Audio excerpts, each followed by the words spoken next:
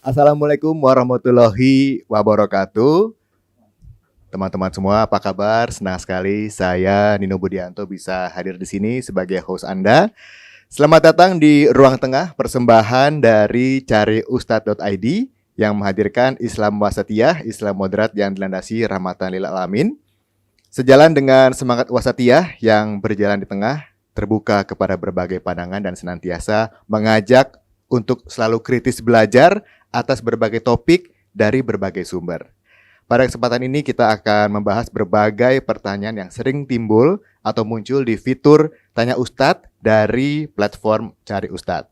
Pertanyaan seputar keluarga, bisnis, kesehatan, sampai dengan ke hukum negara yang tidak akan kita bahas secara prospektif agama oleh Ustadz atau Ustazah yang kompeten, tapi juga bersama para ahlinya di bidang masing-masing.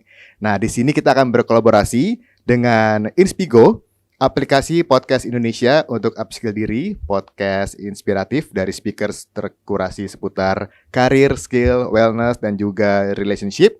Dan yang pasti follow IG mereka di @inspigo.id dan download aplikasinya di Google Play atau Apple App Store. Dan ada juga Milenial Islami, adalah program bagi remaja muslim yang mempromosikan nilai-nilai keislaman yang sejuk, moderat, dan juga toleran dalam bingkai keislaman dan keindonesiaan. Follow IG mereka di @milenialislami. Dan yang terakhir ada kelas penyiar Indonesia, platform dan tempat belajar public speaking dan broadcasting buat kamu yang punya mimpi menjadi penyiar radio, televisi, dan juga media digital masa kini. Follow IG mereka di @kelaspenyiar_id. Sekarang ini banyak kegiatan yang bisa kita lakukan dengan mudah karena sistem dan teknologi yang semakin maju. Belanja dan berdagang adalah hal yang biasa kita temui dan bisa terbilang terbantu dengan teknologi sekarang ini gitu kan. Nah, kita juga suka berbelanja hanya dengan bermodalkan menggerakkan jari, memainkan smartphone kita, dan tinggal pesan, terus lakukan pembayaran secara online, barang sudah siap dikirimkan.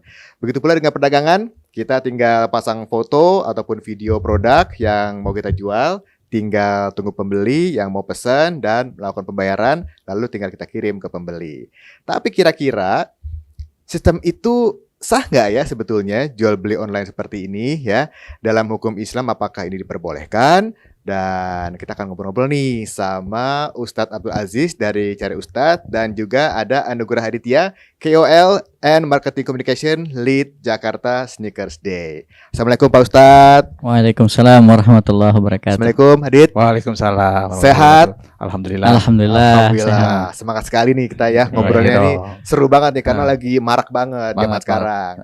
Nih kita ke Ustadz dulu nih. Ustadz, ya. Kalau rukun jual beli konvensional dan online itu sama nggak sih, Ustadz? Ya, taib. Bismillahirrahmanirrahim. Assalamualaikum warahmatullahi wabarakatuh. Waalaikumsalam. Alhamdulillah, wassalatu wassalamu ala Rasulillah wa ala alihi wa sahbihi wa mawalah, la haula wala quwata illa billah, amma ba'd. Taib, teman-teman sekalian yang mudah-mudahan dalam keadaan sehat walafiat, ya. Insyaallah pada kesempatan kali ini ya, kita membahas tentang hukum jual beli secara konvensional ataupun secara online gitu ya. Ya. Nah, terkait jual beli itu kan menurut bahasa jual beli itu memberikan sesuatu ya dan menerima sesuatu. Ya. Si penjual juga memberikan barangnya, si pembeli yang memberikan uangnya. Ya, itu menurut bahasa. Asal katanya adalah ba'a, mengulurkan depak gitu. Ya, makanya kan kalau kita beli sesuatu tuh ya kita ulurkan gitu. Uangnya kita kasih gitu kan. Itu yang konvensional kan. Kalau yang online bisa transfer sekarang. Benar. Gitu kan ya. Nah, menurut istilah jual beli itu atau ba'i itu adalah menukar harta ya dengan tujuan kepemilikan gitu ya. Si pembeli punya harta berupa uang rupiah misalkan. Si penjual punya harta berupa barang ya. Ini dia saling menukar harta untuk tujuan kepemilikan. Jadi nggak bisa kita jual beli burung yang sedang terbang di angkasa karena nggak bisa diserah terimakan dong. Benar ya. Jual beli, saya mau jual mobil saya kepada bapak, tapi mobil saya lagi hilang, lagi dicari sih sama polisi, saya udah itu. Nah ini nggak boleh gitu. Nggak boleh. Tidak terpenuhi nanti syarat-syarat jual belinya. Nah, rukun jual beli ya entah itu dia konvensional ataupun dia online tetap sama rukunnya. Ya. Hmm. Harus ada penjual, harus ada pembeli, harus ada harganya, harus ada barangnya, Ya. objek transaksinya. Kemudian ada akadnya gitu ya. Hmm. Nah, terkait konvensional ataupun online, nah dari ketiga-tiga ini ada nggak nih? Ya, kalau ini ada tetap sah, tetap boleh. Oke. Ya, apapun barangnya kecuali Nah ini. ya, kecuali. Nah, ini tuh Eh, enak kayaknya iya, nih iya. ya. Nah ini nih. Ini ada kecualinya rahasianya nih. kayaknya. Ya, kecuali emas, perak dan uang itu tidak boleh dijual belikan secara online. Oh. Ya. Kenapa? Ya, karena emas ini merupakan komoditi ribawi yang harus diserah terimakan secara tunai, Secara langsung gitu secara ya. langsung di majelis akad tersebut. Oke. Ya, tidak bisa kita membeli emas nanti kirimnya 3 hari Oh, atau oke. kirimnya sepekan Oh, Mm, oke. mm, mm, mm, mm. atau kirimnya berapapun lah waktunya. Oh, Iya, Ya, iya, intinya iya. emas, Oke, oke, perak, uang tidak boleh diperjualbelikan secara Itu termasuk perhiasan juga ya? iya, Oke. Karena betul.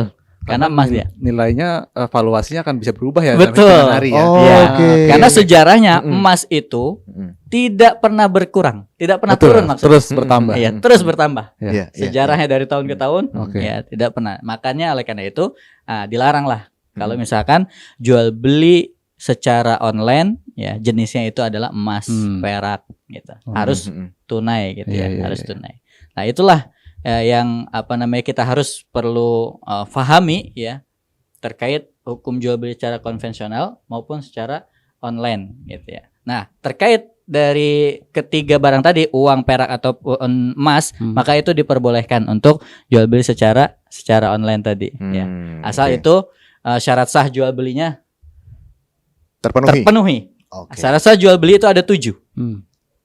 Yang pertama ya, syarat sah jual beli harus saling rela sama rela, ridho sama ridho. Oh ya, Oke. sepakat ya. Sepakat. Jadi kata Allah Subhanahu wa taala dalam surat keempat, surah An-Nisa di ayat yang ke-29, Ya ayyuhalladzina amanu la ta'kulu amwalakum bainakum bil batil illa an takuna tijaratan an taradim minkum. Kata Allah, wahai orang-orang yang beriman, jangan kalian makan harta di antara kalian dengan cara batil. Illa an takuna tijaratan an taradim minkum. Kecuali kalian berjual beli, berdagang, ya saling ridho sama kalian. Ya, Di antara ya. kalian Oke. tuh saling ridho. Itu yang pertama. Mm-mm. Yang kedua, pelaku akadnya harus orang yang sudah baligh. Mm-mm. Harus orang yang sudah dewasa. Maka kita tidak boleh nyuruh anak yang masih belum baligh belum untuk balik. beli jual beli gitu. Nggak boleh. Oke. Dalilnya wala tu'tus sufaha'a amwalakumul lati ja'alallahu lakum qiyama. Jangan kalian memberikan harta kalian kepada orang yang mempunyai akal, maksudnya belum sempurna akalnya. Ya, Oke. Gitu. Mm-mm. Tapi ada kecualinya. Kalau misalkan si kecil ini suruh kita beli cabe 5.000 masih boleh karena masih kecil ya. ininya. Oh, jumlahnya. Kalau misalnya kita suruh, ayo nak yang belum balik nih, Mm-mm. beli mobil dia di showroom di sana sendiri. Nah, ini nggak boleh karena udah besar itu. Iya. Nah, itu syarat syah yang kedua Mm-mm. gitu ya. Nah, syarat yang ketiga, barang ini sudah dimiliki sama kedua belah pihak. Hartanya sudah dimiliki sama si calon pembeli, barangnya juga sudah dimiliki sama si penjual gitu. Nah, syarat sah yang keempat, jual beli ini penting memang. Barang yang kita perjualbelikan itu barang yang dibolehkan dalam agama. Oke. Ya, jadi barang yang tidak dibolehkan dalam agama, ya itu tidak boleh diperjualbelikan. Mm-mm. Kemudian yang selanjutnya ya objek transaksi atau barang maupun harta itu bisa diserah terimakan tadi. Mm-mm. Ya, maka nggak boleh yang jual beli yang tidak bisa diserah terimakan barangnya. Ya. Gitu. Kemudian yang keenam ya, objek transaksinya itu harus jelas. Ya, sejelas-jelasnya antara kedua belah pihak itu harus jelas. Mm-mm. Nah, yang terakhir harta ya atau harganya Mm-mm. ya itu jelas saat transaksi. Oke. Ya, itu yang harus kita perhatikan. Entah itu dia jual beli secara konvensional Ya. maupun secara Online. online. Oh, ini menarik sekali ya. Dan Dit, ini buat teman-teman yang mendengarkan atau menyaksikan gitu ya. untuk sebagai pemula nih mau Ya. jualan online, Ya. bisa kasih saran nggak buat teman-teman? Oh, bisa banget gitu. Memang sebaik mungkin sih kalau online kan berbeda pasti ya Ustadz ya, dengan kita datang ke toko fisik di mana Ya. kita bisa melihat barangnya. Dan itu juga menjadi satu concern sih, di mana ketika kita berjualan online, kita memang kan satu kendalanya kita nggak bisa lihat fisikal langsung. Tapi hal itu menurut saya, dan mungkin minta pendapat dari Pak Ustadz juga, tampilkan si barang itu ya sebaik-baiknya gitu ya. Kalaupun ada cacat ataupun ada kekurangan harus dikasih tahu gitu. Misalnya jual sepatu nih, kan tadi teman-teman kan suka banget jual beli sneakers misalnya gitu ya. Jadi sneakers itu ada yang kondisinya memang sangat bagus sekali, kayak mulus dari pabrik, ataupun kadang-kadang ada codetan sedikit lah, kesalahan pabrik atau gimana, itu mesti diinformasikan sih. Oke. Nah, jadi memang jujur dan apa adanya terhadap calon pembeli gitu, sehingga itu kan juga nanti kan justru ngebangun trust ya antara penjual dan pembeli, supaya bisnisnya bisa panjang lah kurang lebih gitu. Kalau menurut Pak Ustadz gimana hal seperti itu? Taib, emang terkait tentang jual beli secara online ya, apalagi kita dengan yang sudah berpengalaman lah untuk jual beli secara itu ya, maka ini kita diperbolehkan ya memberikan misalkan masukan kepada si konsumen tadi tentang jual beli secara online ya, kemudian apa-apa saja mungkin yang bisa kita berikan informasi lah kepada mereka itu sejelas-jelasnya. Memang kita tidak boleh menutupi cacat barang ya, nggak boleh. Itu termasuk gish tadi, karena kata Nabi SAW, ketika Nabi SAW ke pasar, kemudian Nabi memasukkan tangannya ke gandum ya, kemudian di dalam gandum itu ada gandum yang basah, atasnya kering. Maka kata Nabi SAW, man gosya falaysa minna, barang siapa yang menipu maka dia bukan golonganku, kata Nabi SAW. Jadi kita harus memang jelaskan sejelas-jelasnya barang yang hendak kita jual. Nah, sekarang ini kan juga marak yang namanya marketplace ya, Ustadz ya, Dit ya. Nah, marketplace ini kan dia sebagai tempat aja, bukan yang jualan. Dia mewadahi gitu kan. Misalkan Dit jualan sneakers gitu kan, taruh di saya gitu kan, ke Nino Lapak misalkan gitu kan. Terus udah gitu, saya jualin nih, bantuin. Terus Pak Ustadz beli sepatunya kan, lewat saya kan, nanti kan Adit yang akan mengirimkan. Terus saya dapat keuntungan gitu kan, berapa rupiah gitu. Itu dalam hukum Islam gimana Pak Ustadz? Masya Allah. Berarti di sini ada 3 pihak. Iya. Ya. Ada pihak produsen, kemudian ada pihak yang menghubungkan antara si penjual dengan si pembeli. Saya misalkan contohnya, ya maka ini diperbolehkan. Ya. Walaupun tadi ada hadis Nabi SAW, la tabi' ma laysa indak, jangan kamu jual barang yang belum milik kamu. Maksudnya adalah kalau misalnya kita nggak ada akad sama si penjual. Kalau kita ada akad dengan si penjual, ya maka itu diperbolehkan. Ini kan marketplace hanya tempat pasar saja kan, dia hanya menyediakan saja, membantu menghubungkan antara calon pembeli dengan si penjual tadi gitu. Maka ini diperbolehkan. Entah itu dia dapat persenan dari si penjual, ya, ataupun dia misalkan contoh seperti ini. Tolong dong kamu jualin barang saya lepas ke kamu 100.000. Ya.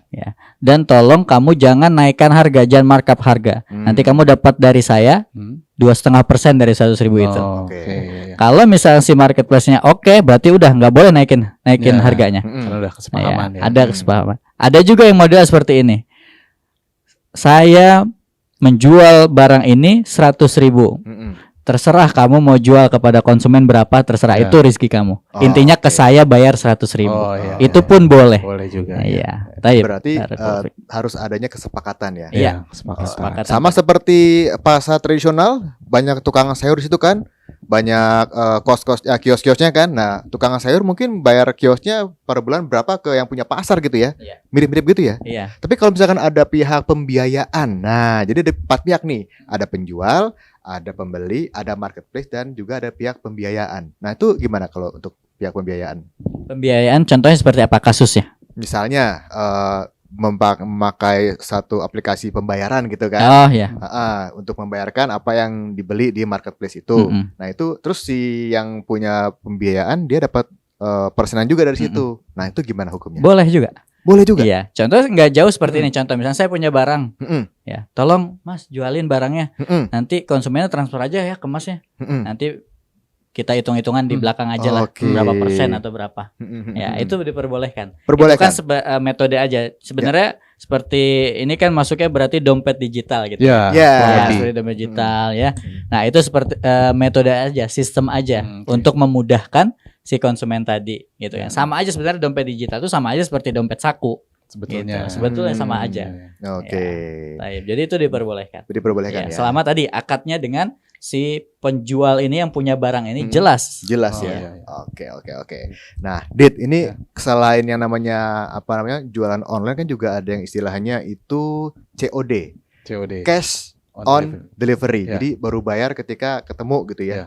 Nah, bisa kasih saran nggak atau masukan buat teman-teman yang suka melakukan COD, baik pembeli atau penjual gitu ya, supaya aman. Itu seperti apa sih? Ya, Mm-mm. yang pertama memang kalau dari segi segi pembayarannya memang jelas lebih aman karena kita udah Mm-mm. ngeliat barang fisik, Mm-mm. udah oke, Mm-mm. baru kita bayarkan Bayar. seperti itu kan. Mm. Cuman kadang-kadang juga ada pihak penjual yang udah ngarep nih gitu. Mm-mm. Oh, oke, pasti dia akan beli. Heeh. Pasti dia akan menerima dengan penawaran saya di harga sekian gitu ya. Mm-mm. Sementara kan namanya on delivery kan ya mungkin aja akan terjadi tawar menawar ya kan. Di saat Gitu. itu ya. Di saat itu Hmm, karena hmm. mungkin ada lupa lah, oh catat di sini nggak dikasih tahu. Oh, Oke.